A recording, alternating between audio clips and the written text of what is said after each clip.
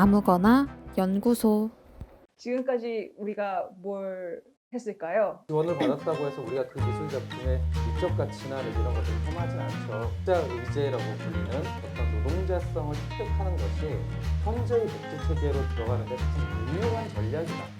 코로나19 상황에서 일정이 취소되거나 혹은 정부 방침에 따라서 공연장이 폐쇄가 됐을 경우에 그것을 준비하고 있었던 예술인에 대해서 어떻게 보상할 거냐라고 하는 문제가 나오는 것도 바로 이 예술 노동과 연관되어 있는 문제일 수 있습니다. 아무거나 연구소.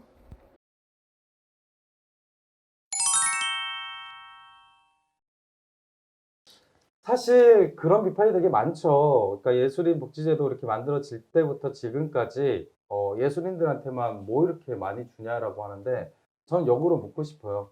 왜 그동안 예술인한테만 없었죠? 그러니까 다른 노동을 하는 직업을 갖고 있는 사람들은 이런저런 저런 보호 대책이 다 있었고 정부의 지원 정책도 있었는데 왜 예술인들한테는 소위 창작 지원이라고 하는 걸 제외하고 예술인으로서 살아가는 데 필요한 것들이 하나도 없었냐는 겁니다. 그게 이제서야 만들어지니까 그게 만들어지니까 예술인들한테만 뭔가 이렇게 특혜를 준다고 보여지는 것뿐입니다. 가장 늦게 만들어졌기 때문에 이제서야 보이는 거다. 왜냐하면 그렇게 생각을 했어요. 정부에서는 예술인은 창작 활동을 통해서 생계가 당연히 유지된다라고 봤거나 혹은 창작 활동이 주이기 때문에 예술인으로서의 생활은 그게 중요한 게 아니다라고 봤던 거죠. 그런데 잘 보면 한국의 예술 생태계가 갖고 있는 특징 중에 하나인데요. 공모지원제도의 의존도가 굉장히 높거든요. 근데 이 영상을 보시는 분들이나 아니면 여기 계신 분들도 공모지원제도 하면 거기 뭔가 남겨먹을 게 있던가요? Nope. 이 일은 일대로 하고 뭐 다 이렇게 정산하고 나면 결국엔 딱 떨어지는 거거든요. 결국 예술인들을 위한 지원 정책이라고 하는 게 그 삶을 유지하고 또 뭔가의 자기의 자산을 형성하는 데는 별로 도움이 안 됐던 겁니다. 네, 그럼 예술인들이 예술이 계속 지속적으로 할 수 있도록 하는 장치인 건가요? 그렇습니다. 그러니까 복지제도라고 하는 건 특히 그 근대부터 지금까지의 복지제도라고 하는 건 일을 하도록 만드는 제도입니다. 그러니까 이 일을 하지 않아도 살 수 있는 제도라기보단 기본적인 속성상 일을 유지할 수 있도록 지원하고 지지하는 제도가 맞습니다. 그리고 그것을 약간 보완하는 형태로 이제 일을 하지 않아도 생존을 할 수 있는 것들이 이렇게 덧대지는 거죠. 그러니까 예술인 복지법의 철학 역시도 지속적으로 창작 활동을 할 수 있도록 하는 것, 그리고 그 할 의지가 있는 사람들을 지원하는 것, 이런 의미가 있겠습니다.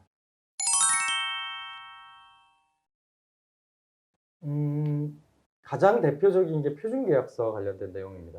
그러니까 우리가 이제 현장에서는 이 표준계약서라고 하는 것이 이제 많이 이야기도 되고 또 그것의 실효성에 대한 목소리가 나오는 것도 사실이지만 엄밀하게 보면은 표준계약서와 같이 그 계약 관계를 명확하게 하는 게 기존 제도로 들어가는 데는 가장 최소한이고 그다음에 가장 기초적인 내용입니다. 그리고 그것을 전제로 해서 정말 다양한 사회 제도들로 들어갈 수 있어요. 이를테면 어려운 시기의 경우에는 뭐 그 고용유지금을 받는달지 대신 이제 이런 형태들도 다 이 근로계약 관계를 기반으로 형성이 되어 있는 거기 때문에 어떤 형태의 계약 형태가 존재한다라고 하는 게 가장 기본이겠습니다. 대학로에 있는 그 한국예술인복지재단이라고 하는 게 있고요. 그거는 보시는 분들이 뭐 그 인터넷창에 검색을 하면 바로 이제 재단 사이트로 들어갈 수 있는데요. 거기서 이제 안내되고 있는 것들이 대부분 말씀하시는 그런 예술인 복지제도 같은 거예요. 대표적으로 창작준비금이라고 지금은 창작 활동을 하지 않지만 그 창작 활동의 준비 기간을 위해서 필요한 돈을 지원해 주는 게 존재하고요. 그리고 뭐 이를테면 예술인 생활안정자금이라고 해서 솔직히 예술인들이 신용 이런 것들을 만들기 되게 힘들잖아요. 그게 은행 가면 벤치 맞고. 네, 그러니까 예술인들을 위한 이제 소액 대출이나 혹은 주거 대출, 그러니까 전세 자금 대출을 해주는 상품을 운영하거나 이런 것들이 있습니다. 예, 예술인 복지재단에 들어가시면 확인하실 수 있습니다.